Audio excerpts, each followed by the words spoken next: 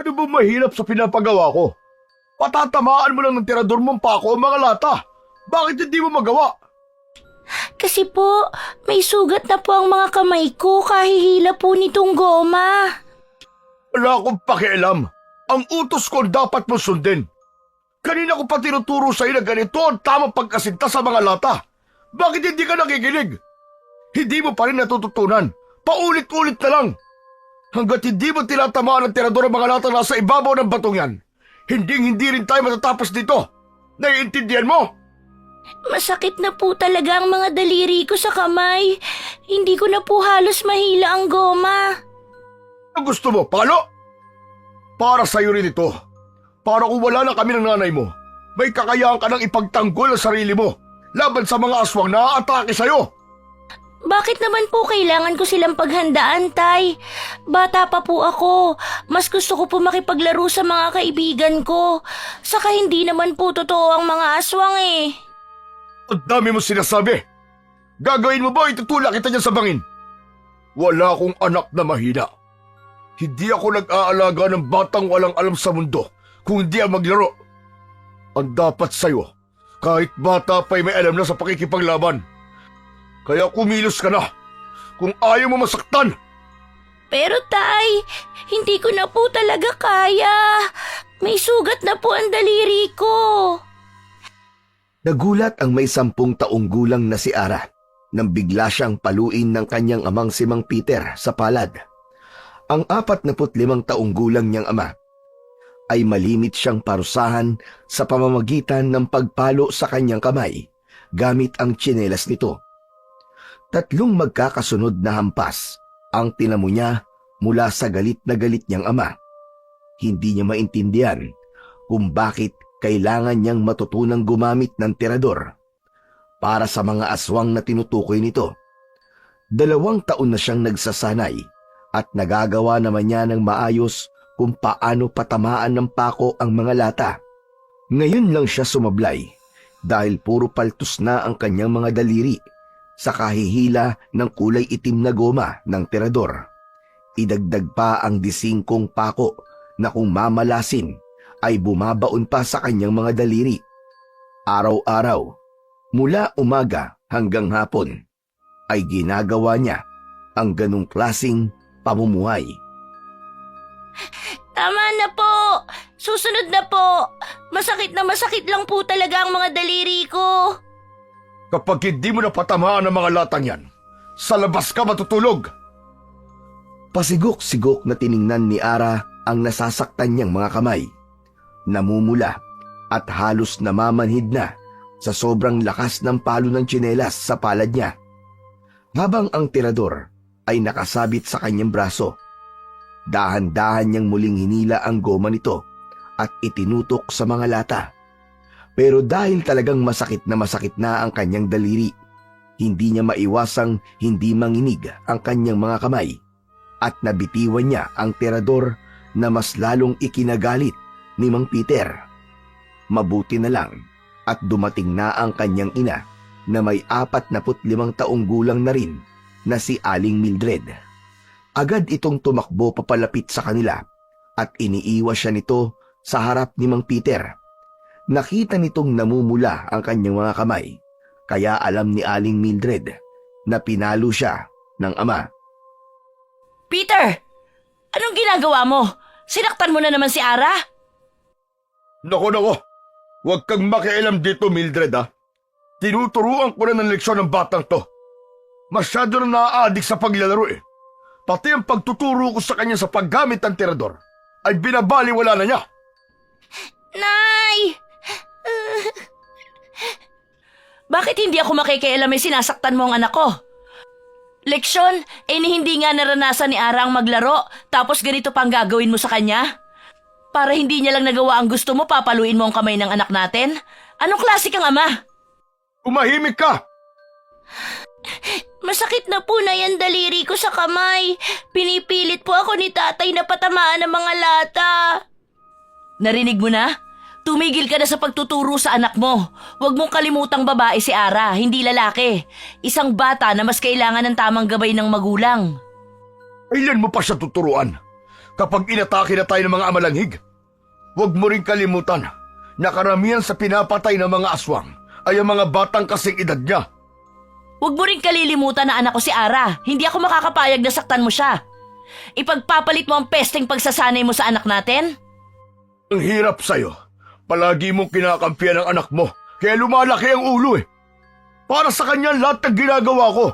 Para pagdating ng araw, hindi siya matulad sa mga lolo at lola niya na pinatay ng mga halimaw na yon. Kasi walang kakayahang ipagtanggol ang mga sarili. Hinayaan ko lang sila mamatay sa harap ko dahil wala akong alam sa pakikipaglaban. Pero bata pa siya at karapatan niyang mabuhay bilang bata. Ngayon lang ako nakakita ng amang itutulak ang anak sa karahasan. Ituro mo sa kanya ng maayos. Huwag mo ipagpilitan na magagawa niya agad ang gusto mo. Yan! Ganyan! Ako na naman ang masama. Ang gusto ko, matuto ang anak mo. Mahirap bang intindihin yon? Ikaw ang mahirap umintindi. Palaging ang gusto mo ang nasusunod. Hindi ka ba nag-aalala kay Ara? Dumudugo na ang mga daliri niya sa kamay pero baliwala lang sa'yo. Ang hirap sa'yo, puro aswang ang lumalabas sa bibig mo. Huwag mo ipamulat sa anak natin na kailangan niyang maging manunugis ng mga aswang. Huwag mo ipasa sa kanya ang bagay na hindi mo nagawa dati. Kasi duwag ka! Nakakasakit ka na! Baka gusto mong tamaan! Sige, subukan mong ilapat ang nakataas mong palad sa pisngi ko at iiwan talaga kita. Isasama ko ang anak natin. Nahalata ni Ara ang tinitimping galit ng kanyang ama habang matalim itong nakatingin sa kanyang inang nasa likuran niya at nakahawak ang mga kamay sa balikat niya. Nauwi sa matinding pagtatalo, ang dapat sana ay pagtatanggol sa kanya ni Aling Mildred. Dala ng matinding galit ay kinuha ni Mang Peter ang hawak niyang tirador at dinala sa pag-alis. Ni hindi ito umimik nang tumalikod sa kanila. Saka lang siya humarap sa kanyang ina. Malungkot ang mga mata nito nang lumuhod ito sa harap niya at kinausap siya habang hinahaplos-haplos ang kanyang buhok. Ayos lang anak. Pasensya ka na kung nag-away kami ng tatay mo sa harap mo. Si tatay po, umalis siya. Bakit po ba kailangan kong matutong gumamit ng tirador? Palagi po kasi niya sinasabing para sa mga aswang na mananakit sa akin. Hindi ko po talaga maintindihan. Namatay kasi ang mga magulang niya sa harap niya, anak.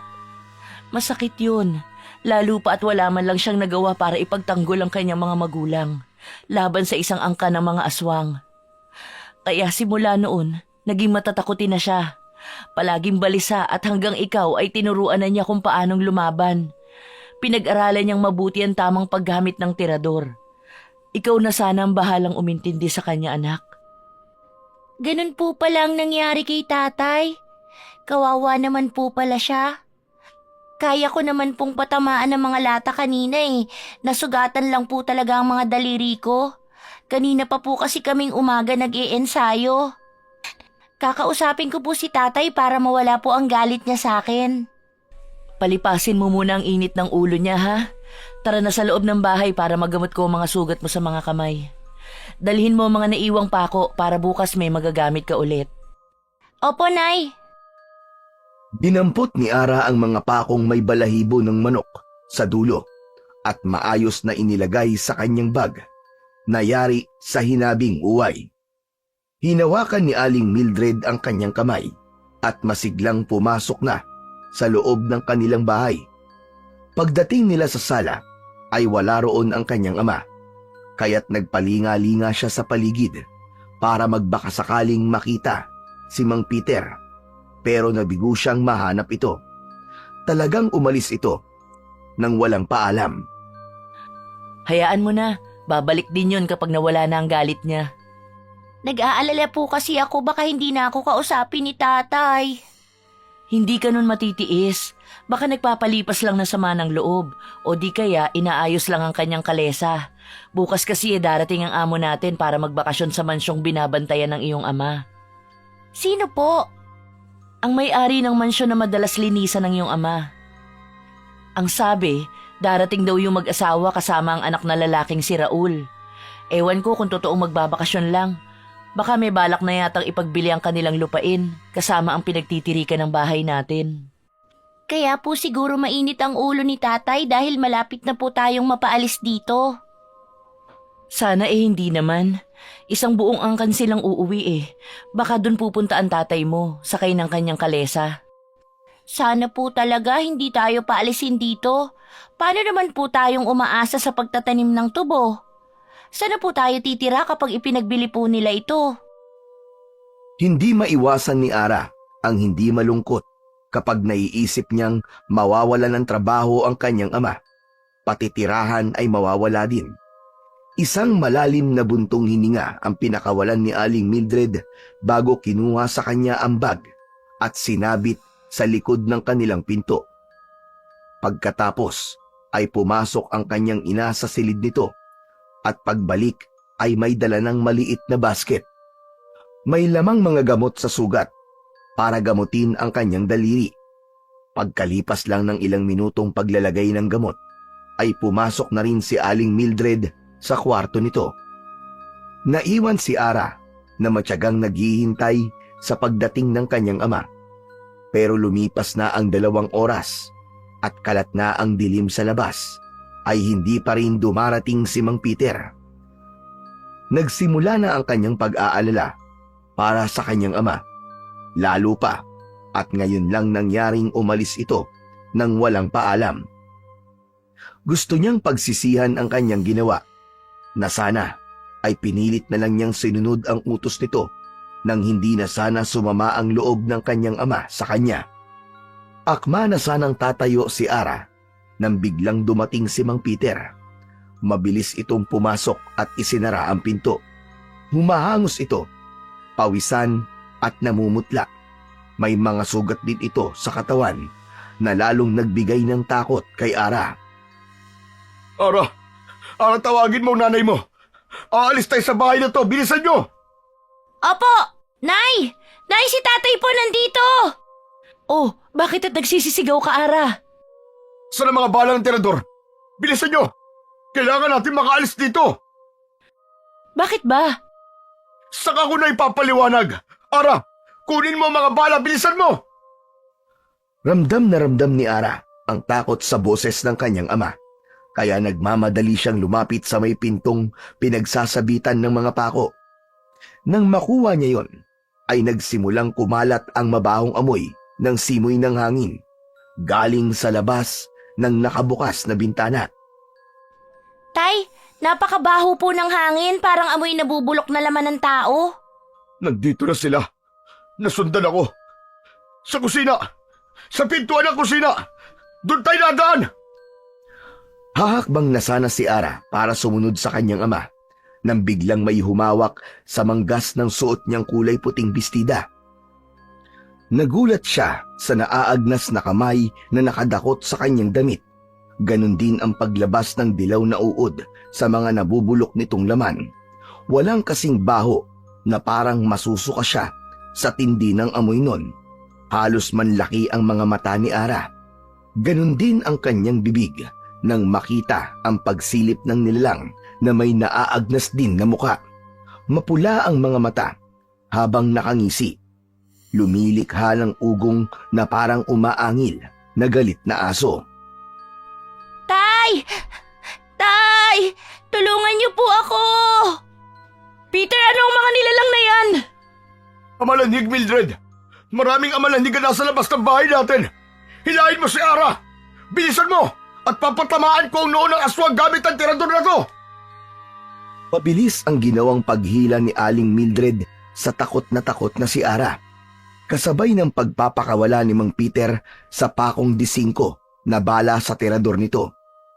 Tinamaan ang amalanhig sa noo, kaya't nakabitaw ito sa pag-akyat sa bintana.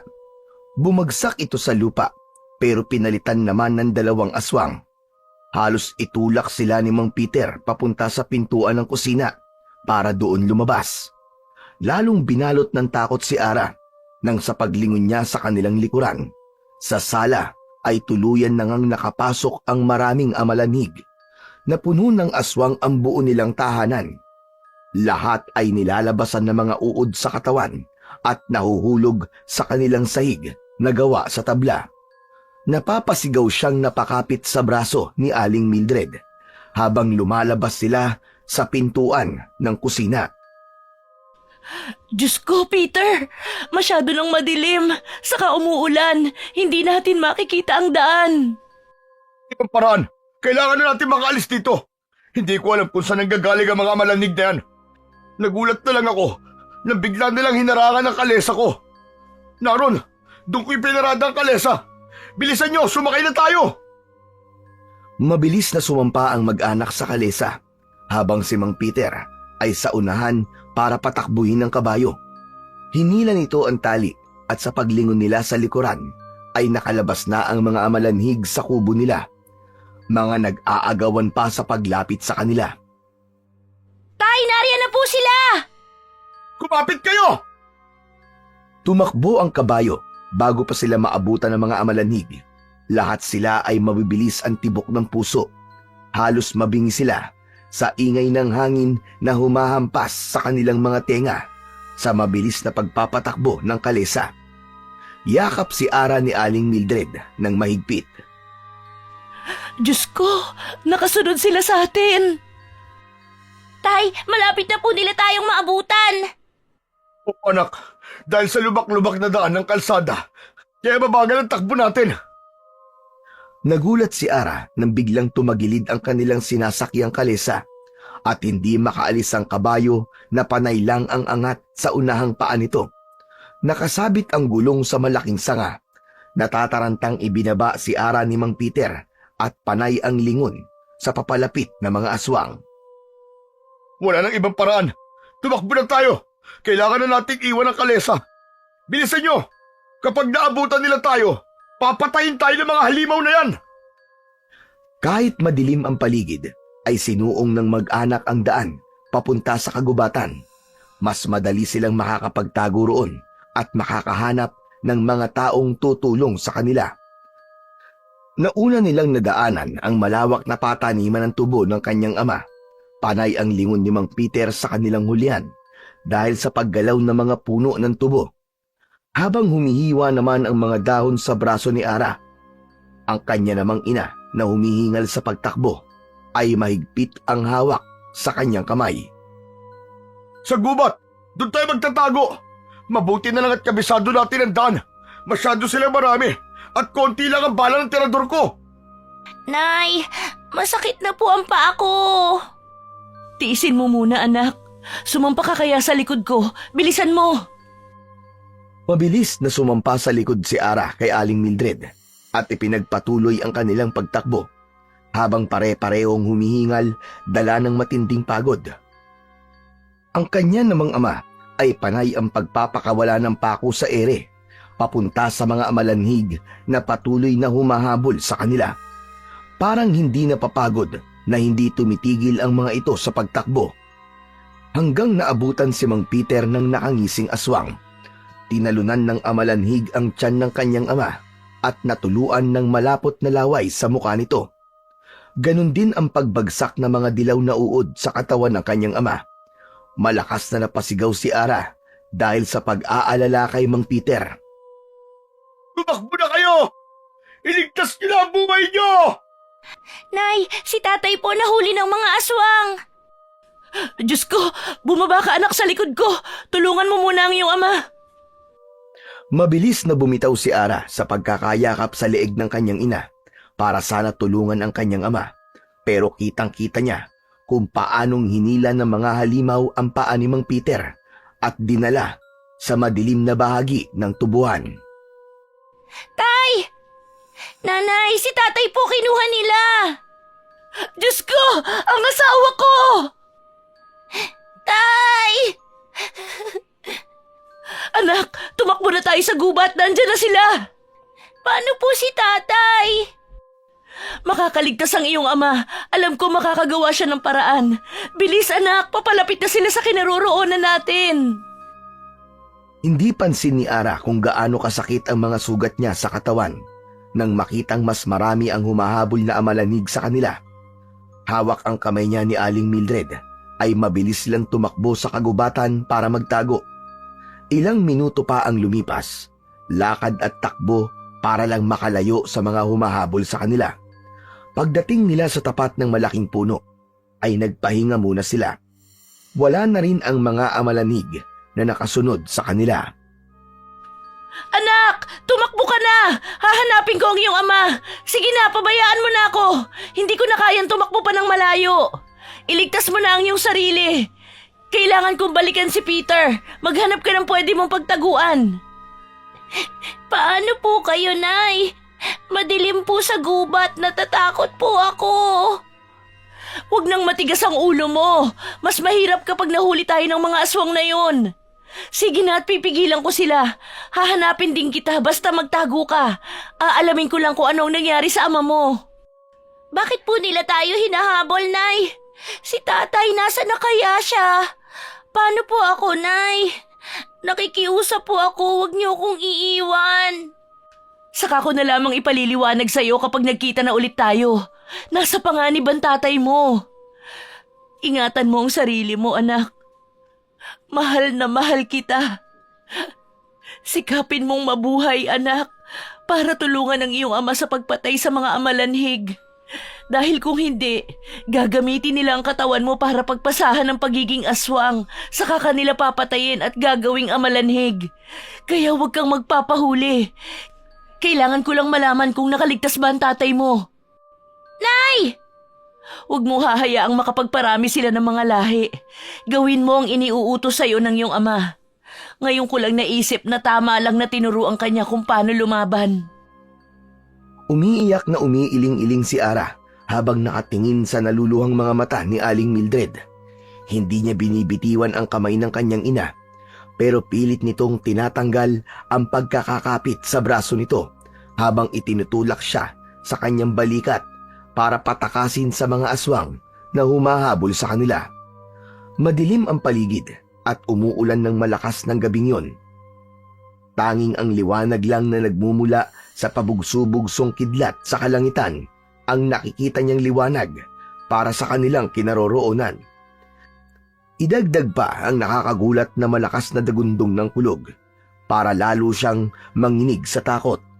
Ang kanyang suot na bestida ay nagkapunit-punit na ang laylayan dahil sa pagsabit nito sa mga kahoy sa kanilang dinaanan. Nanginginig na rin ang katawan ni Ara dahil basa at nilalamig na rin ang kanyang katawan. Idagdag pa ang malakas na pag-ihip ng hangin na kahit ang kanyang tuhod at kalamnan ay nangangatal na rin sa labis na takot. Nay, tara na po. Hindi ko po kayo iiwan dito. Kung mamamatay po kayo, sasama na rin po ako. Si tatay, alam ko pong hahanapin niya tayo. Hindi niya gugustuhing magkahiwa-hiwalay tayo. Kaya tara na po. Magtago tayo. Ihintayin po natin dito si tatay. Pero kailangan ng tulong ng tatay mo. Mas makakatulong po tayo sa kanya kung hindi ka na po babalik doon.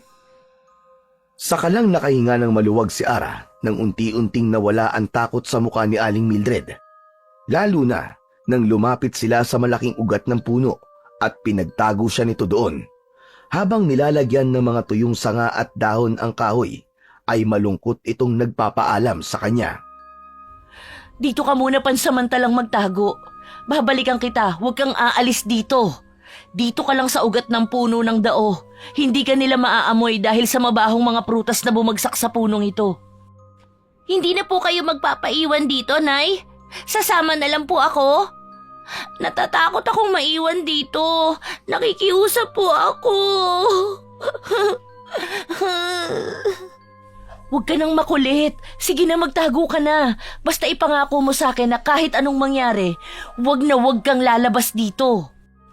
Ako ang haharap sa kanila para hindi ka nila makita.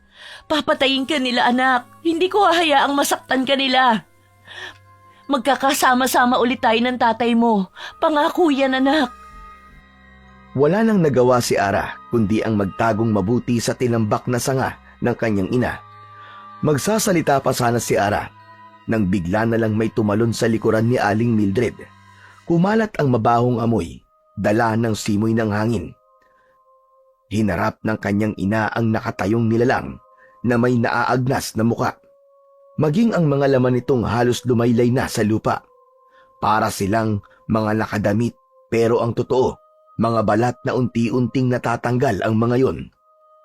Nakalabas ang maitim na mahahabang pangil, habang ang ungol ay parang mga angil ng aso. Patagong hinaharangan ni Aling Mildred ang pinagtataguan ng anak.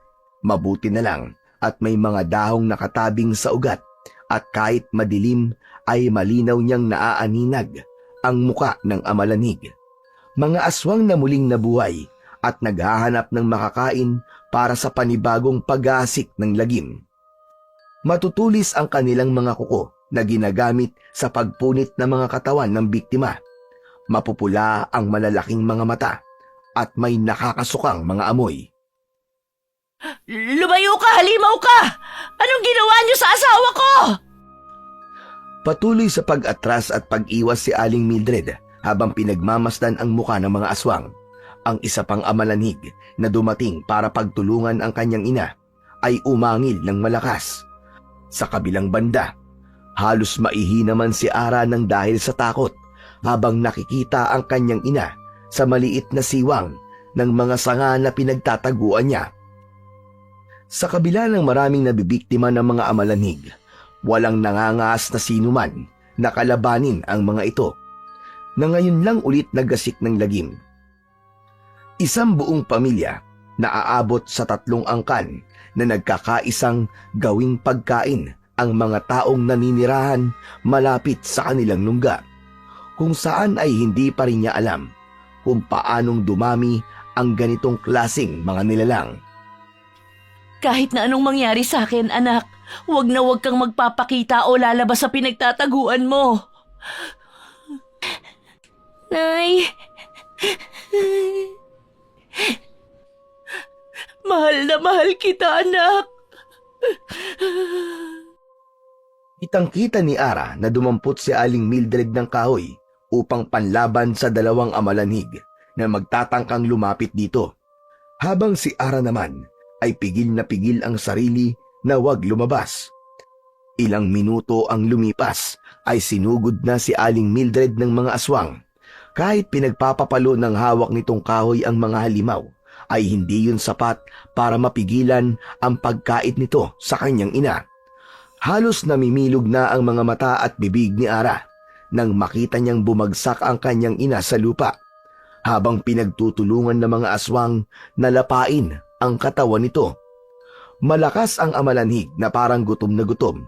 Nanginginig ang kanyang mga labi na hindi makapagsalita habang pinanonood niya kung paano ang pagkain ng mga aswang sa laman loob ni Aling Mildred.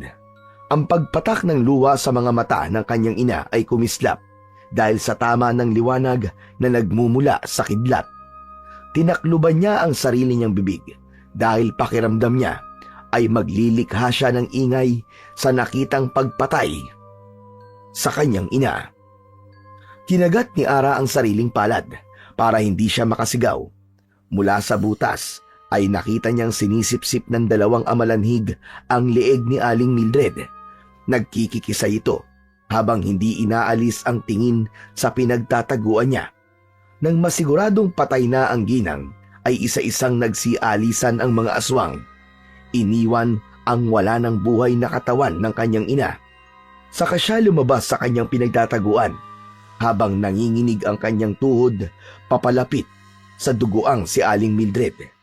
Pasigok-sigok siyang napaluhod at dinampot ang malamig na kamay nito. Para siyang mababaliw sa mga nakitang paghihirap nito. Saka siya napahagulgol ng iyak na ang boses ay pigil sa paglakas, sa takot na baka marinig siya ng mga aswang at balikan siya. Nay, paano na po ako? Ngayong patay na kayo, huwag niyo po akong iwan. Gumising kayo, Nay. Nangako po kayo sa akin na aalagaan at sasamahan niyo kung hanapin si Tatay. Nay! Pinagmasdan ni Ara ang muka ng kanyang ina. Sa tulong ng magkakasunod na pagguhit ng kidlat, nakita niyang dilat ang mga mata nito. Masuyo niya yung ipinikit at bumakas sa muka ang matinding galit. Saktong pagdating naman ng papalapit na yabag ng paa mula sa kanyang likuran. 2 kamay ang nagtulak sa kanya, kaya't tumihaya si Ara sa lupa. Nakaluhod na binitiwan ni Mang Peter ang hawak nitong tirador sa lupa at binuhat ang katawan ni Aling Mildred. Mildred, asawa ko! Bakit? Patawarin mo ko. Hindi kita nailigtas. Mildred! Tay, gusto ni nanay balikan kayo, pero... Pero ano? Pinabayaan mo siya? Inutil ka! Wala kang kwentang anak! Tay! Kasalanan mo to. Dahil sarili mo lang ang iniisip mo. Kung natuto ko lang na mas maaga sa paghawak ng tirador, na ipagtanggol mo sana ang iyong ina. Wala kang silbi! Inutil ka! Inutil! Bawat salita, maging ang tunog ng pag-iyak ni Mang Peter ay parang kutsilyong sumusugat sa puso ni Ara. Tama ang kanyang ama. Siya ang dapat nasisihin sa pagkamatay ng kanyang ina. Walang masabi si Ara dahil totoong nagkamali siya. Tama lang, nasisihin siya ng kanyang ama. Totoo po. Ako nga dapat ang sisihin. Kasalanan ko po, Tay, kung bakit siya namatay. Kasalanan ko po. Inutil ako. Walang kwentang anak. Pagbabayaran nila ang pagkamatay ni nanay. Uubusin ko ang lahat ng amalanhig sa baryong ito. Huli na! Huli na! Wala na ang asawa ko. Hindi mo na maibabalik ang buhay ni Mildred. Hinawakan ni Ara ang kamay ng kanyang ina bago muling niyakap ng mahigpit ang nakahigang si Aling Mildred. Binuhat ni Mang Peter ang katawan ng kanyang ina at dinala sa ugat ng puno ng dao. Tinakluban nito ang mga dahon, sanga at mga kahoy ang katawan ni Aling Mildred. Saka sinunog gamit ang posporo. Walang imik si Mang Peter habang nasa tabi si Ara. Tahimik silang nagpaalam sa katawan ng kanyang ina at ipinagpatuloy ang paglalakad palayo sa lugar na yon. Nakasunod lang si Ara sa kanyang ama na panay ang iyak sa daan. Hindi niya na alam kung saan sila pupunta o kung saan sila dadalhin ng kanilang mga paa. Basta ang alam lang ni Ara ay kailangan na nilang makalayo sa lugar na yon. Lakad takbo ang ginawa niya para mahabol ang ama. Tumitigil lang siya kapag iinom ng tubig hanggang sa sumapit sila sa pinakagitnang kakahuyan. Inilinga-linga nila ang kanilang paningin sa paligid. Halos wala silang makita sa daan para pansamantalang masilungan. Dala ng matinding pagod sa mahabang oras na pagtakbo, nakaramdam si Ara ng antok. Kasabay ng pagtigil ng ulan, ang paghinto sa paglalakad ni Ara, dahan-dahan siyang bumagsak sa lupa. Tay, Ara! Ara, gumising ka! Yun ang huling salita na narinig ni Ara bago tuluyan siyang mawalan ng malay. Kinabukasan, nagising si Ara sa nararamdamang masakit niyang kamay, paa at ulo. Dahan-dahan niyang hinawakan ang malamig na telang nakapatong sa kanyang noo. Iminulat niya ang kanyang mga mata at iginala ang paningin sa buong paligid ng silid. Lahat ay gawa sa dingding na sawali. Sa gilid naman niya ay ang kanyang ama na nakayuko sa kanyang higaan habang mahimbing na natutulog. Alam niyang hindi ito ang bahay nila. Natatandaan niyang magkasama sila ng kanyang ama bago siya nawalan ng malay. Napansin din niya na may mga kakaibang armas na nakasabit sa dingding. Ganon din ang garapon at mga halamang gamot na nakatabi rin sa lamesang gawa naman sa kawayan. Mabuti naman at gising ka na. Kumusta ng pakiramdam mo? Sino pong nagdala sa akin dito? Saka nasaan po tayo? Ako ang nakakita sa inyo habang natutulog ka buhat ng iyong ama. Nagtatago kayo sa tanim kong mga saging. Mataas ang lagnat mo kaya dinala kita sa bahay ko. Saka lang napansin ni Ara ang muka ni Lola Asyana. Nakapuyod ito pataas. Nakasuot ito ng kulay puting bestida na yari sa telang katsa, habang nakasuot ng tsinelas na gawa sa kahoy o bakya. Kasi Lola Asyana, dito siya nakatira. Isang antingerang albularya. Ginamot ka niya, anak. Natakot ako nang makita kitang bumagsak sa damuhan. Hindi ka na po ba galit sa akin, Tay? Pasensya ka na sa mga nasabi ko. Nabigla lang ako dala na matinding galit ko. Napapaluhang napansin ni Ara na maayos na ang kanyang pananamit. May benda ang sugat at mukhang mabait ang matandang nakatayo sa harapan nila. Hawak ang basong may mainit na tubig. Malakas siyang napahagulgol ng iyak. Wala na po si Nanay. Wala po nilang awang pinatay. At nakita ko lahat, Tay. Ayaw nilang mawala sa isip ko. Para po akong mababaliw kapag naaalala ko kung paano pinatay nila ang ina ko. Sa harap ko po, Tay, wala akong silbi. Hindi ko po siya naipagtanggol. Ganyan din mismo ang naramdaman ko na mamatay ang mga magulang ko sa aking harapan. Kaya alam ko kung gaano kahirap, anak. Paulit-ulit kong naaalala hanggang sa pagtulog. Kaya natuto kong gumamit ng terador. Sino ang pumatay sa nanay mo, Ara? Ang mga amalanhig po, Lola. Bigla nila kaming sinugod sa bahay. At dahil sa pagprotekta sa akin ni Nanay, siya po ang namatay. Magsasalita pa sana si Ara nang marinig niya ang pagbagsak ng baso sa kanyang tabi. Napansin niya ang pamumutla ng muka ng matanda. Nabitiwan ni Lola Asyana ang hawak nitong baso. Ang mga luha ng matanda ay nag-uunahang pumatak na sobra niyang ipinagtataka. Lalo na nang bigla itong manghina. Nanginginig ang mga kamay nitong napahawak sa gilid ng katre. Kaya't nilapitan ito ni Mang Peter para alalayang makaupo sa upuang yari sa kawayan. Lola, bakit parang takot na takot po kayo? Tignan niyo na, napaso po yata kayo ng mainit na tubig. Pasensya ka na. Natakot talaga ako nang marinig ko ang mga sinabi ni Ara tungkol sa mga amalanhig na pumatay sa kanyang ina. Sana nga nagkamali ako sa mga narinig ko. Amalanhig nga po ang pumatay sa asawa ko. Marami sila, Lola. Hindi ko makakalimutan na sila rin ang pumatay sa mga magulang ko. 10 taon nang nakakalipas. Lola, may alam po ba kayo tungkol sa mga amalanhig? Oo, Ara. Sa katunayan, maraming taon ko nang sinubukang pigilan ang pagdami ng kanilang angkan. Pero hindi ko magawa. Hindi ko kaya. Wala akong lakas ng loob para kalabanin sila. Masyado silang malakas kaya nagtago na lang ako sa kagubatang ito. Ano po bang klaseng mga aswang ang amalanhig? May paraan po ba kung paano sila mapapatay? Oo, kapag hawak mo ang mutyang may 2 gabay. Ang amalanhig ay mga aswang na namatay at muling nabuhay. Sila ang mga nilalang na mahirap patayin kasi dati na silang patay.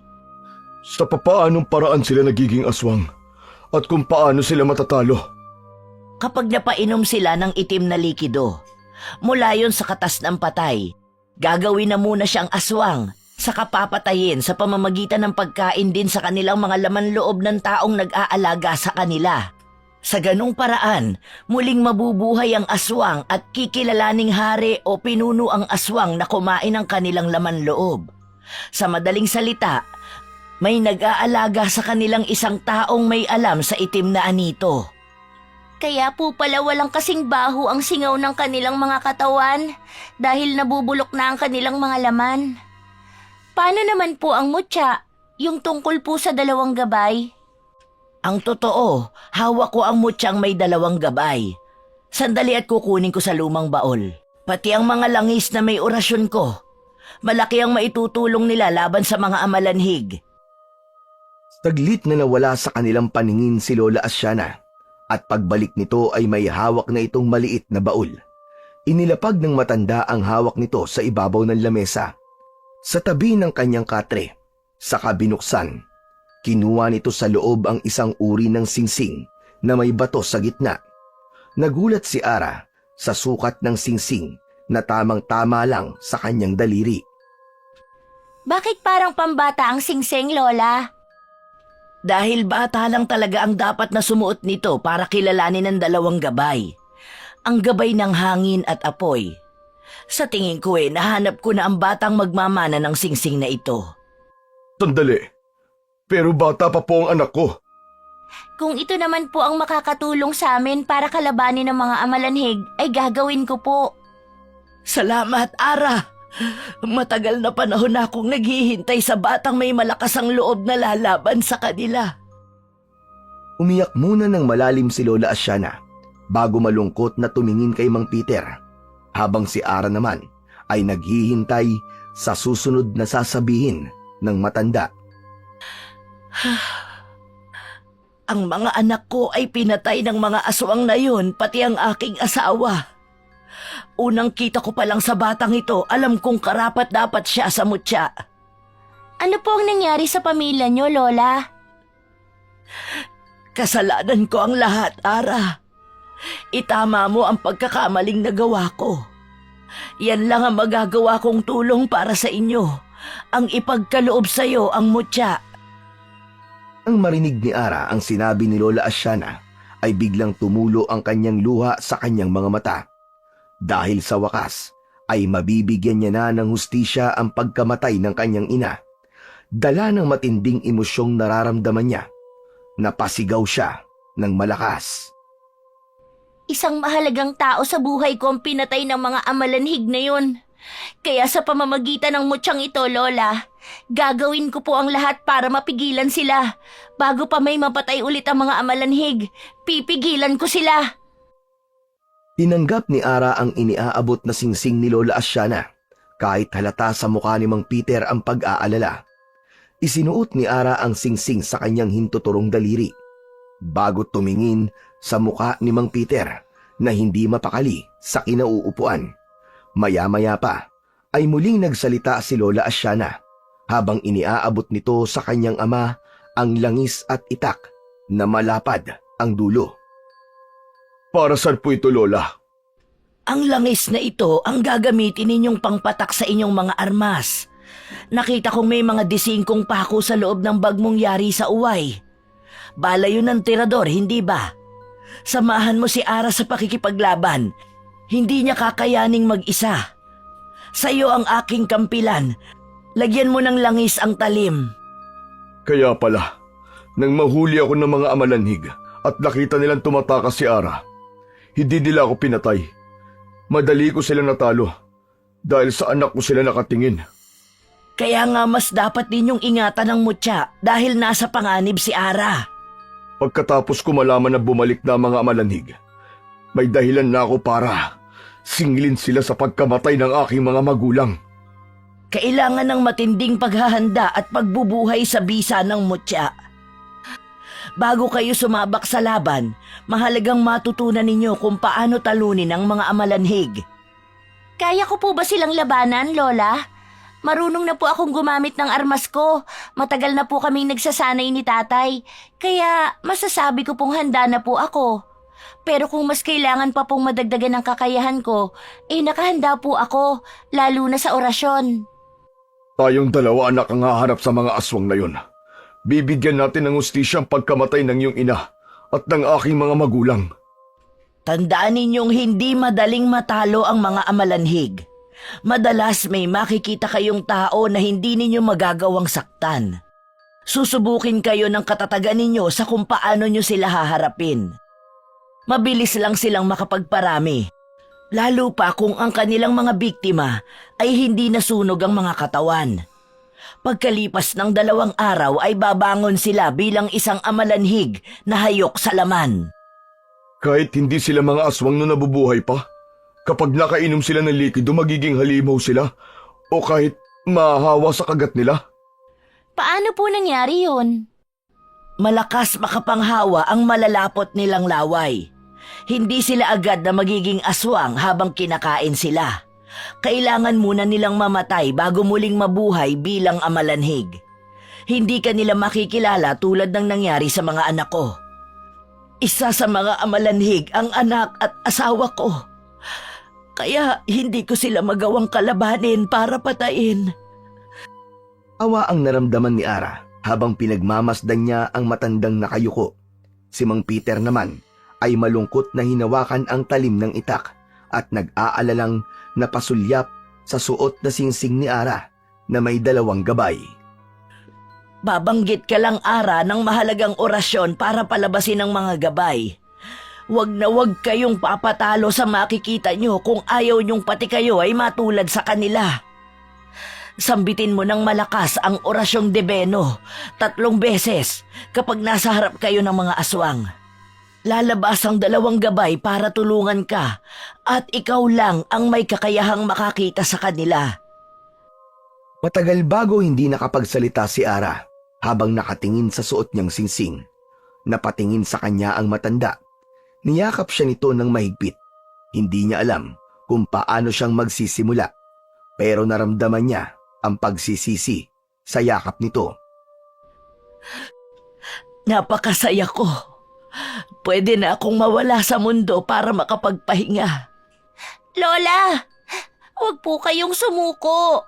Habang nabubuhay po tayo, may pag-asa.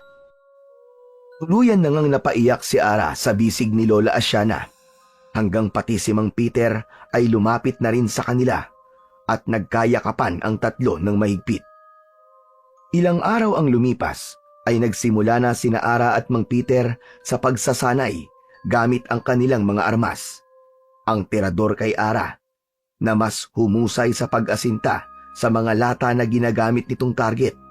Ang kampila naman na dating sandata ng matanda ang napunta kay Mang Peter. Gulat na gulat ang lalaki nang makita ang husay ni Ara sa paggamit ng tirador.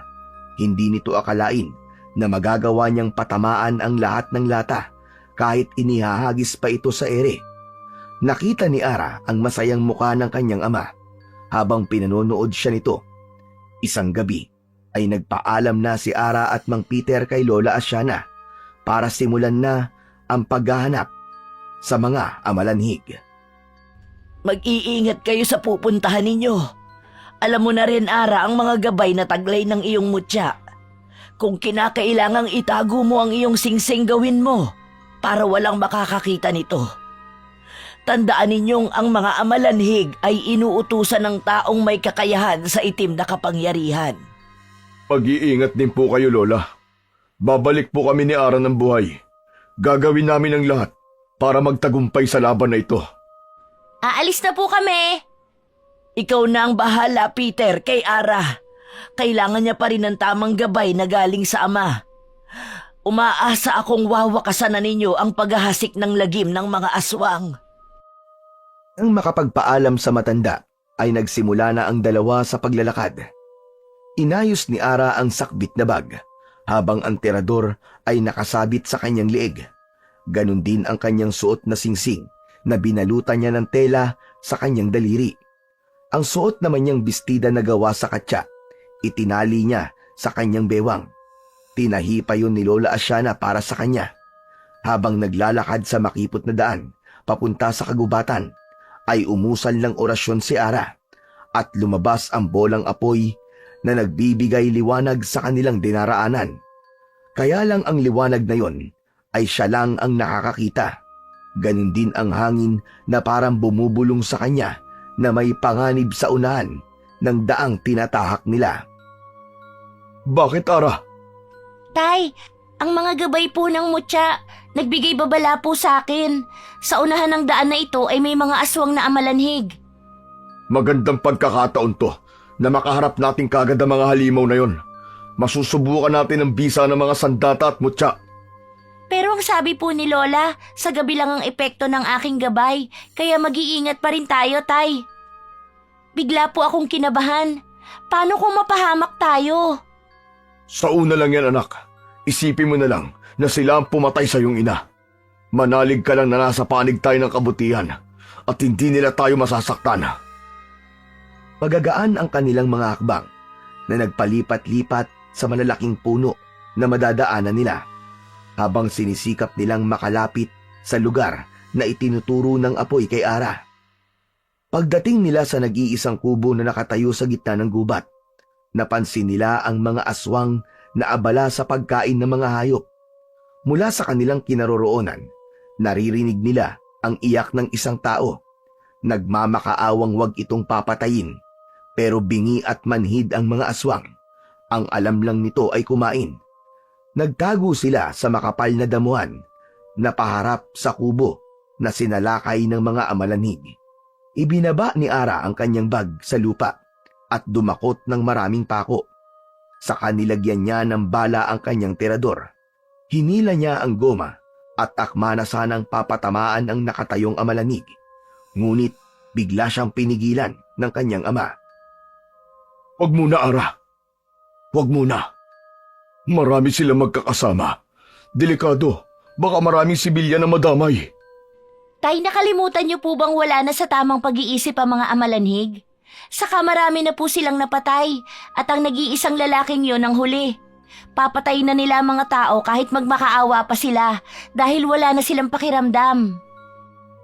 Magsasalita pa sana si Ara pero nagulat siya nang makita ang dalawang amalanig na walang awang kinakain ang mga laman loob ng unang mga napatay na biktima. Habang ang isang buhay ay nakaluhod at pinanunood ang ginagawa sa pamilya nito. Dinig na dinig ni Ara ang sigaw ng lalaking nakaluhod. Bigla na lang pinagtulungang sakmalin ng mga aswang ang leeg nito. Mabilis na inubos ang lamang loob ng biktima. Hindi na nagdalawang isip pa si Ara. Pinuntirya niya ang mga amalanig at tinamaan ito sa tiyan. Nagulat ang iba pang mga kasama nito kaya't napatingin sa gawin nila. Ang mga kasamahan nito ay naunang tumakbo papalapit sa kanilang kinaroroonan. 2 beses pa siyang nagpakawala ng pako sa ere. Tumama yon sa noo ng aswang na umunang sumugod sa kanila. Bumagsak sa lupa ang mga aswang habang nagkikikisay. Mula sa kanyang kinaroroonan, kitang-kita ni Ara ang pagtapat ng bolang apoy sa tapat ng nakahigang mga amalanig. Para itong unti-unting sinusunog na mas lalong nagwala dahil sa nararamdamang matinding sakit. Ayos, Tay! Mahusay ang mga gabay! Nagawa ko po! Napatay ko sila! Nasa pagitan ng kanilang mga mata ang kahinaan nila, anak. Magaling ang ginawa mo. Hindi ko pa po alam kung ano po ang kakayahan ng isang gabay hangin. Tay, nandyan na sila. Marami ang mga bagong dating na aswang. Lagot na po. Nakita nila ang ginawa ko. Matapang na hinarap ni Mang Peter ang mga papalapit na 3 amalanig at gulat na gulat din ito sa bisa ng hawak nitong kampilan. Hindi pa nasiyahan si Mang Peter sa pagpapatumba sa mga aswang. Pinagputol-putol nito ang kamay, paa at ulo para hindi na muling mabuhay. Pero dahil sa langis na ipinahid nito sa tilim bago sila umalis, matagumpay na natalo nila ang mga aswang. Pero biglang may mga sumulpot na mga amalanig na nanggaling sa kabilang daan at mabilis na tumakbo sa kanilang kinaroroonan. Sinadya nilang magpahabol papunta sa gitnang kagubatan, saka huminto sa pagtakbo at humarap sa mga kalaban. Matapang nilang hinintay ang pagdating ng mga aswang. Nang makaharap nila ito, ay nakita ni Ara ang matapang na anyo ng mga amalanig. Tumutulo ang mga kulay itim at malapot na laway. Napakabaho ng kanilang paligid, kaya alam nilang napapalibutan na sila ng mga amalanig. Mapupula ang mga mata na maririnig ang malalakas na pag-angin ng mga yon. Iwinasiwas ni Mang Peter ang itak sa ere, habang si Ara naman ay nagpakawala ng pako at pinatamaan ang mga malalapit sa kanila. Muli siyang nagbala ng pako sa kanyang tirador at inasinta ang mga aswang. Kanya-kanya ang bagsak sa lupa habang nagkikisay. Saktong napadaan ang isang matangkad na lalaki sa mga amalanig at hinawakan ito ng mga aswang. Ulong! Tulungan niyo ako! Raul, Tay, kilala niyo sila? Tulungan natin siya. Amo ko siya, bilisan mo! Ara, patamaan mo ang aswang sa noo! Nilapitan nila ang kinaroroonan ng lalaki habang nakikipagpambuno ito sa mga amalanig. Inatake ni Ara at Mang Peter ang mga aswang gamit ang pako at kampilan. At direkta nila yung isinasaksak sa mga noo ng kalaban na nakayuko habang pilit na kinakagat si Raul. Naging maagap ang kanilang pagkilos sa tulong ng gabay na apoy ni Ara. Natumba ang mga amalanhig sa lupa habang nagkikikisay. Malakas na hinila ni Ara ang goma ng kanyang tirador para asintahin ang mga aswang na kumakaripas ng takbo. Pinatamaan ni Ara ang likod ng tumatakbong aswang. Kitang-kita niya kung paanong bumagsak ang amalanhig sa lupa. Nilapitan ni Mang Peter ang mga yon at tinaga isa-isa ang mga leeg ng natumbang aswang para alisin ang mga ulo nito. Kuya, sa likod mo marami pang mga nakaabang na mga aswang! Ara, alalayan mo tumayo si Raul. Ilayo mo muna siya dito. Susunod ako. Patatamaan ko lamang sila ng tirador mo. Pahiram ako. Hindi kita iiwan dito, Tay. Ayoko na pong magkahiwalay tayo. Tara na po, pabayaan na muna natin sila. Sa bahay ko, doon tayo magtatago. Salamat sa mga tulong niyo, kuya. Pumunta ako sa bahay niyo pero wala kayo eh. Kaya nagbabakasakali akong dito kayo matatagpuan sa gubat. Salamat talaga. Nailigtas niyo ako. Pinatay ng mga amalanhig ang asawa ko. Mabuti na lang pala't dito kami dumaan. Tara na, ihahatid ka muna namin sa mansyon niyo. Nasugatan ka ba? Ayos lang ako. Konting galos lang to. Paano yan? May mga nakatakas na aswang dahil sa akin. May araw din po sila. Tara na. Salamat talaga sa inyong dalawa. Habang naglalakad sila, ay napansin kagad ni Ara ang papalapit na nag-iisang amalanig na natira sa mga tumakas. Sumugod ito sa kanila at pilit nitong hinahablot si Raul. Halos magwala sa matinding pandidiri ang lalaki nang makitang maraming dumikit na dilaw na uod sa damit nito. Lalo na nang tagain ni Mang Peter ang kamay ng aswang at natansikan ito ng maitim na likido sa muka. Tanggalin niyo, Peter! Tanggalin niyo kay Peter! Ang daming uod! Halos magtatatalon ang lalaki sa pagtanggal ng mga buhay na uod sa damit nito. Pinipispisan naman ni Mang Peter ang mga nakadikit kay Raul. Hindi alam ni Ara kung matatawa siya sa reaksyon ng muka ni Raul o kung maiinis dahil sa kaartehan nito. Bago umalis ay nilapitan muna ni Ara ang nakahigang amalanig at pinagmasdan ang mga mata nito bago umusal ng orasyon. Debeno! Debeno! Debeno! Ako ang tatapos sa kanya para sa pagkamatay ng iyong ina.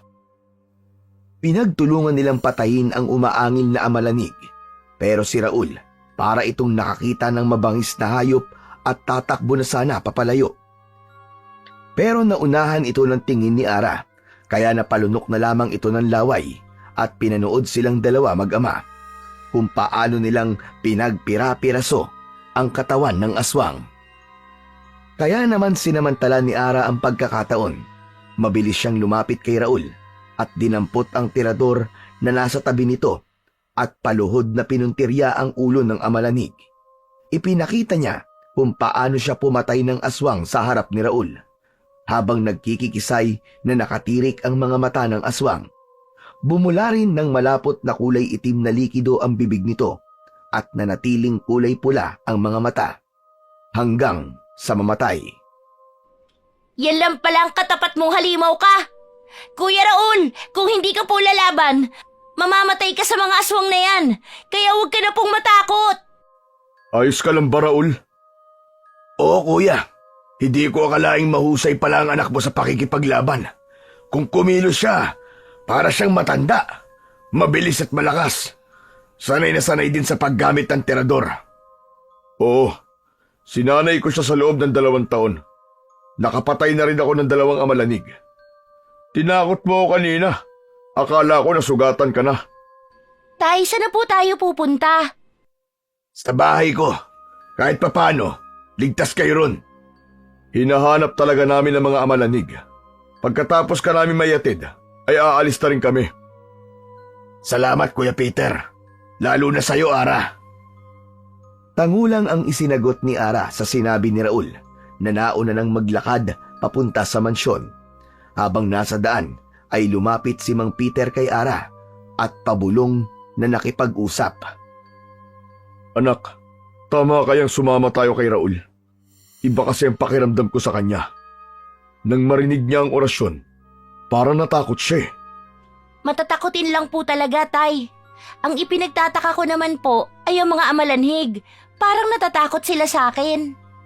O baka nakikita rin ng mga amalanig ang dalawang gabay ng mutya. Kaya halos tumakbo sila na mabilis para lumayo sa atin.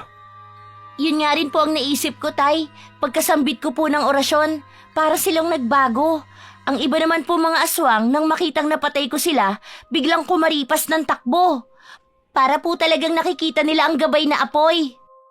Di sila natatakot sa mga armas natin. Kundi nagtatawag sila ng kasama. Nakilala nila ang mutyang suot mo at sa mga oras na to, maaaring alam na ng pinuno nila ang tungkol sa mga nangyari ngayong gabi. Hindi naman natin sila napatay lahat dahil naunang tumakbo mga kalaban papunta sa kagubatan. Kung ganun po, kailangan na po nating umalis dito. Bilisan nyo! Iniwan ko kasi ang mga magulang ko sa mansyon. Doon ko po nakitang tumakbo mga malanig. Saan na tayo tinuturo ng gabay mo, anak? Hindi ko lang maiwasan ang hindi mag-alala. Dahil pagsapit ng umaga, ay wala ng bisa ang mutyang yan. Kailangan nating matulungan si Raul. Sa daan pong nilalakaran natin, Tay. Tama po si Kuya Raul. Sa mansyon po nila pumunta ang ibang mga amalanhig. Tara na, sundan natin ang gabay ng iyong mutya. Kuya, bilisan nyo! Nag-aalala na ako kina mama at papa! Malalaki ang mga hakbang ng paa ni na Ara, Mang Peter at Raul. Papunta sa dulo ng daan. Ilang minutong paglalakad ay nakita nila ang isang lugar na maraming nakatayong bahay. Sa gitna ay may malaking mansyon ng amo ng kanyang ama. Walang tao silang nakita, maliban sa magandang babae na nakatayo sa pintuan ng mansyon. Niyakap ito ni Raul at mabilis na pumasok sa loob. Hanggang sala, iginala ni Ara ang kanyang paningin sa kabuuan ng buong bahay. Wala naman siyang nakitang bakas ng amalanig, pero doon sila itinuro ng kanyang gabay. Tay, hindi maganda ang kutob ko sa lugar na ito.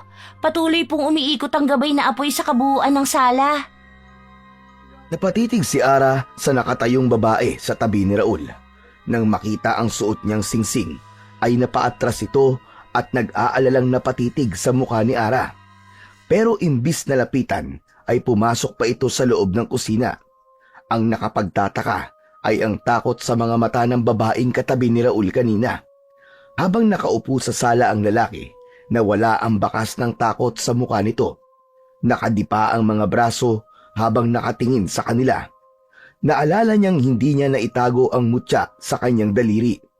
Mabuti na lang at si Raul at ang babae pa lang ang nakakakita sa kanyang suot na singsing. Kaya lang, kapansin-pansin na parang nawala ang takot sa muka ni Raul. Magpapaalam na rin po kami, Kuya Raul. Maayos naman po pala dito at walang mga amalanhig. Salamat sa paghatid ha. Hindi man lang ba kayo magsasalabat? Sa dami na napatay niyong aswang kanina, kailangan niyo magpahinga na muna. Huwag ka na mag-abala pa. May pupuntahan pa kami. Tangka na sanang aalis sina Ara at Mang Peter sa harap ni Raul. Nang sa pagpihit ng mga paa ni Ara, ay nabanggaan niya ng tingin ng isang kulay itim na anito. Kakaiba yon na biglang nawala ang kanyang gabay. Bumundol ang kaba niya sa dibdib at makahulugang tumingin sa mukha ng kanyang ama. Parang nahuhulaan naman ni Mang Peter kung ano ang ibig niyang sabihin. Tay, may kakaiba po sa anitong itim na ito. Bigla pong nawala ang aking mga gabay. Para silang mga nagtago. Parang seryoso ang pinag-uusapan niyo ah. Maganda talaga ang anito na yan. Binigay yan sa akin ng mga magulang ko. Nasa na nga pala mga magulang mo? Akala ko ba nakauwi na sila para magbakasyon? Hindi naman sila umalis eh. Matagal na silang nandito. Masaya kami magkakasama ng buong pamilya. Alam ko na maayos mong ginagampanan ng trabaho mo dahil araw-araw kitang nakikitang naglilinis sa mansyon. Ano? Tay, niloko niya tayo! Di ko kayo niloko. Sa katunayan, nasa labas ang kalesa mo. Kinuha ko para may magagamit kayo sa pakikipaglaban sa mga amalanhig.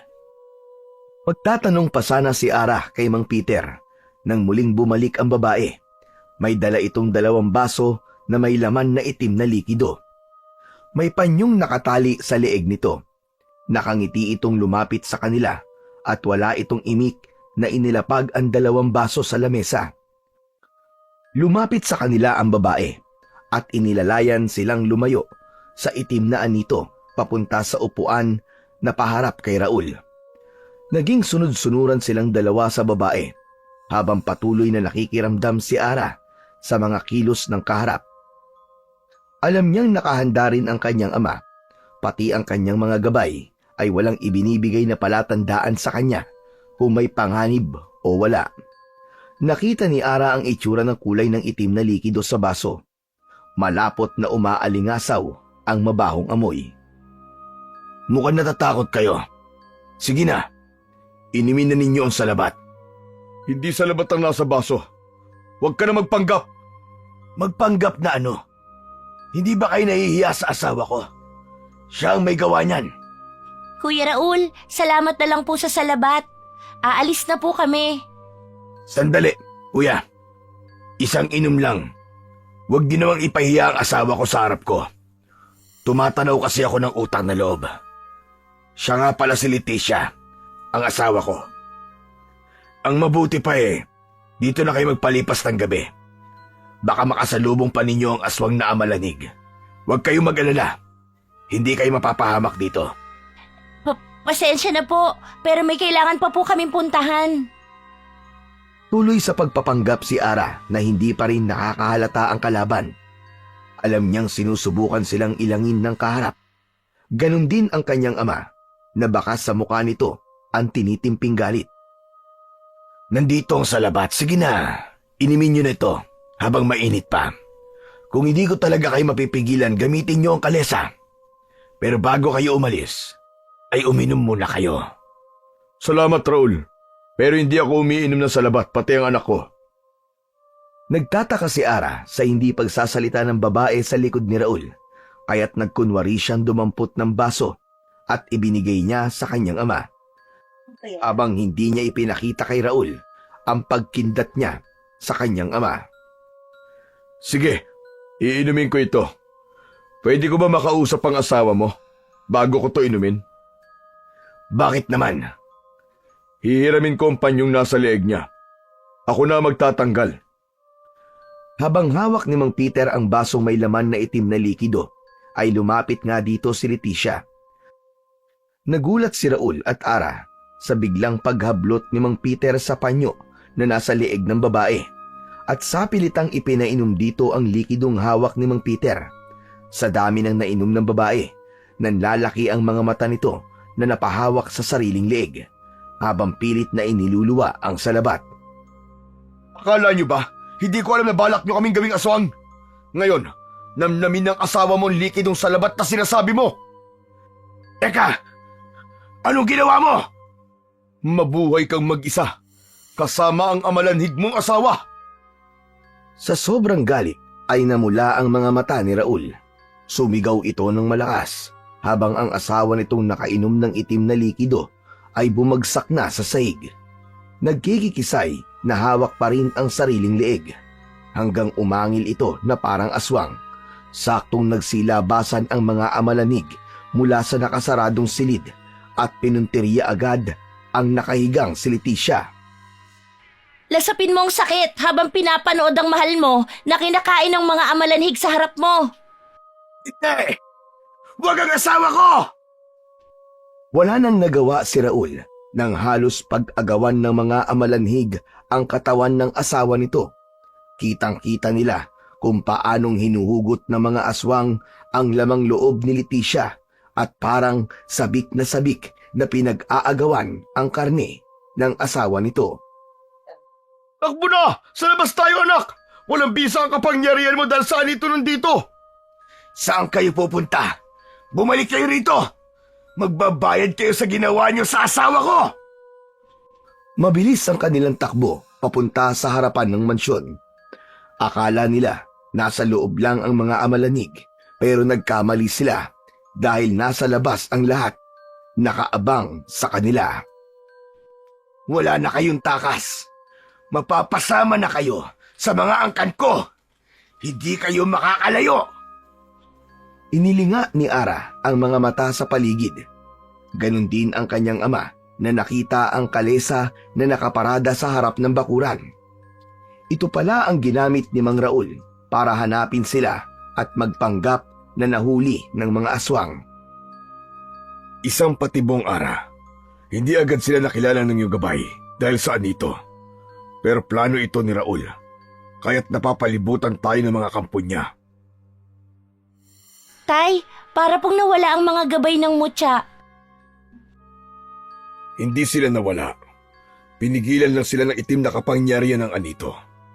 Bago namatay ang mga magulang ko, nabanggit nila na mapapatay lang ang pinuno ng mga amalanig kapag nakakuha tayo ng mga uod mula sa katawan nito at dudurugin sa ulo ng itim na anito. Mararamdaman din ng pinuno ang sakit, pero kailangan pa rin natin ng tulong ng mutya. Akma na sanang susugod ang mga amalanig nang sinubukan ni Ara na usalin ang orasyon. Debeno! Debeno! Debeno! Humangin ng malakas, halos tangayin ng hangin ang mga aswang at napipigilan ang pagsugod ng mga amalanig papalapit sa kanila. Isang di pa lang ang layo sa kanila nang isa-isa nang napaluhod habang tinatakluban ang kanilang mga tenga. Para silang nabibingi at tumitirik ang mga mata sa sobrang sakit. Ara! Napalabas mo ang gabay ng hangin! Nabibingi sila sa ingay ng ihip nito!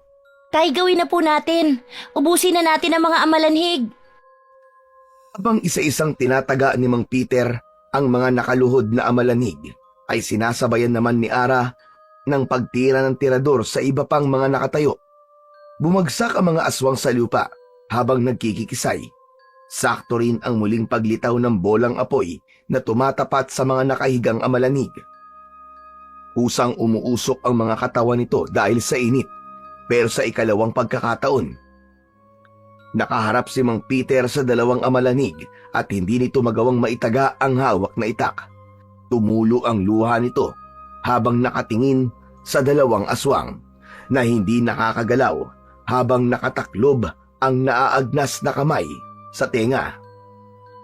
Tay, bakit po?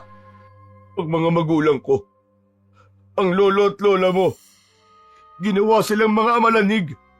Hayop ka, Raul! Pagbabayaran mo, ginawa mo sa mga magulang ko! Tay, hindi na po sila tao.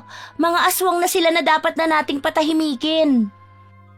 Unahin ko ang lalaking yun! Dala ng matinding galit ay iniwan si Ara ni Mang Peter at tumakbo ito papunta sa loob ng mansyon. Sinugod nito si Mang Raul na tuwang-tuwa sa nakitang paghihirap ng kalooban ni Mang Peter. Binalingan ni Ara ang nakatayong amalanig. Kumuha siya ng uod sa katawan nito bago ipinikit ang mga matang inatake niya ng pako ang mga pagitan ng mga mata ng matanda. Patawarin niyo ako, Lola at Lolo. Panahon na po para magpahinga kayo. Paalam po. Ig-isang saksak sa noo at bumagsak ang dalawa sa lupa habang nagkikikisay. Bumubula ang mga bibig na muling lumitaw ang bolang apoy at tumapat sa dalawa. Habang unti-unti itong hindi gumagalaw, pinagmasdan ni Ara ang dilaw na uod sa palad niya, saka nagmamadaling sumunod sa kanyang ama sa loob ng mansyon. Nadatnan niyang naglalaban si Mang Peter at Mang Raul, habang si Ara naman ay dumiretso sa tapat ng anito. Inilapag niya ang mga uod sa ulo nito, saka dinurog yun gamit ang hawakan ng kanyang tirador, saka umusal ng orasyon. Hindi maaari! Umalis ka sa harapan ng anito ko! Aray! Tama na! Tama na! Kasabay ng paglitaw ng dalawang gabay sa loob ng mansyon, humangin ng malakas at tangka na sanang papatayin ni Mang Peter si Mang Raul nang dumating si Lola Asiana. Ara! Lola, anong ginagawa niyo rito? Tutulungan ko kayong talunin ng pinuno ng mga amalanhig. Naniniwala kayo sa matandang yan? Sa kanya nagsimula ang lahat. Pero hindi ako kasing sama mo. Binuhay mo ang mga anak ko at asawa, maging ang mga magulang mo. Pero ginawa mo naman silang mga halimaw. Tama na! Tumigil ka na! Lola, kasalanan niyo to. Ipinamana niyo sa kanila ang pagiging aswang para ano? Para mabuhay ako na mag-isa. Baka nakakalimutan yung nasa lungga kita. Lahat ng mga nakikita niyo nasa paligid niyo ay pamilya ko. Bago pa man tumama ang gabay ng mutya sa katawan ko, mapapatay na rin kayo ng alagad ko. Tumayo kayo, Mama, Papa! Patayin niyo ang matandang ito! Tama na! Huwag mong gamitin ang mga magulang mo laban sa akin. Awang mamatay! Tigilan mo na ito, Apo! Hindi sa ganitong paraan! Hindi ba kayo masaya? Kasama ko pa rin ang mga magulang ko. Hindi po ba't sa inyo nagsimula ang lahat? Ito naman ang gusto nyo, hindi ba? Maglola kayo? Kung ganun po, apo ninyo ang pinuno ng mga amalanhig? Patawarin ninyo ako.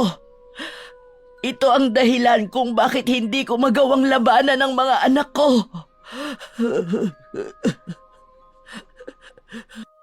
Inihanda ni Ara ang terador at itinutok niya kay Raul. Unti-unting nagbago ang itsura nito. Isang mabangis na halimaw.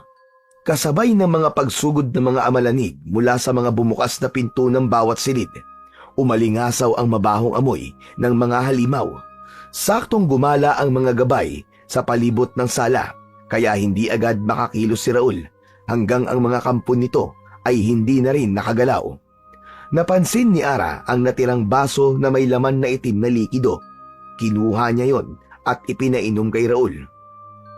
Bumagsak ito sa sahig habang pinipilit isuka ang kanyang nainom. Pinipigilan ito ng gabay na makakilos, pero nauwi din sa pagkikisay ang katawan nito. Lahat ng mga amalanhig na sumugod sa kanila, maging ang mga magulang nito, ay kinain ang lamang loob ni Raul. Nakapikit si Lola Asiana habang umiiyak ng malakas. Sumama na po kayo sa amin! Dito na lamang ako. Isarado ninyo ang pinto. Ngayong wala na ang apo ko. Gusto ko na ring mamatay kasama ang aking pamilya. Hindi mo sila pamilya. Kami na ang bago mong pamilya. Tara na po. Bago pa nila mapansin tayo. Nasa labas ang kalesa. Papaulanan sila ng pako ni Ara para matapos na ang kanilang pambibiktima.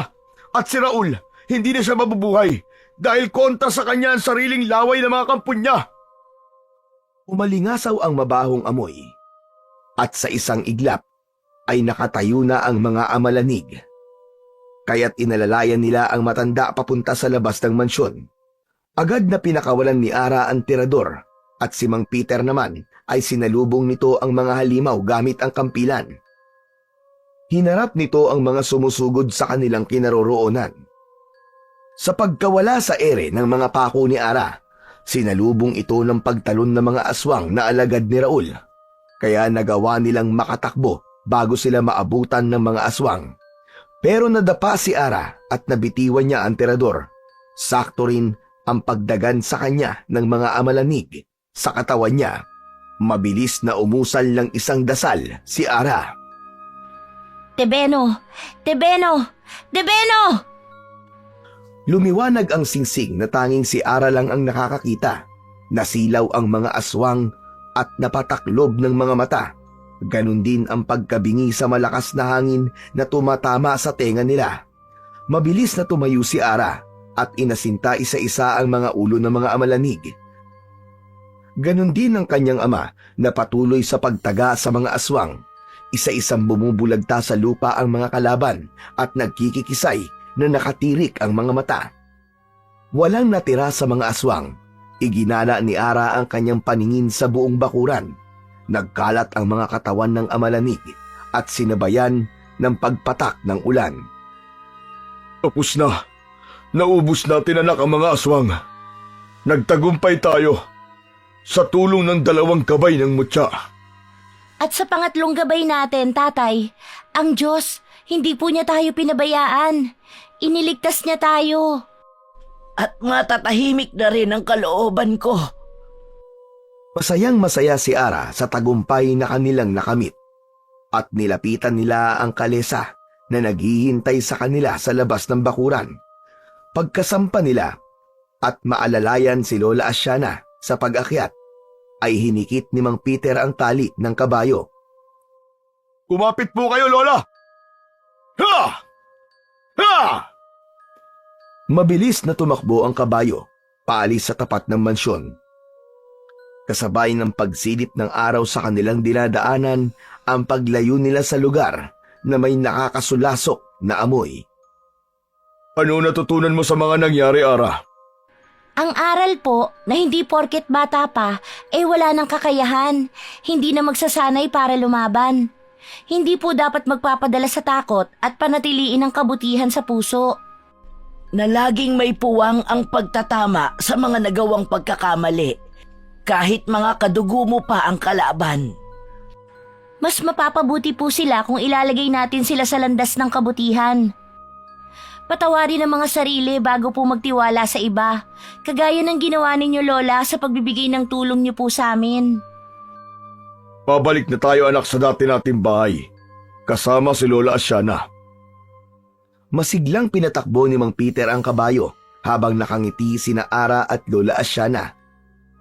Malaya nilang tinanaw ang malawak na pataniman ng tubo na nag-iwan sa kanila ng isang alaalang hindi kailanman makakalimutan.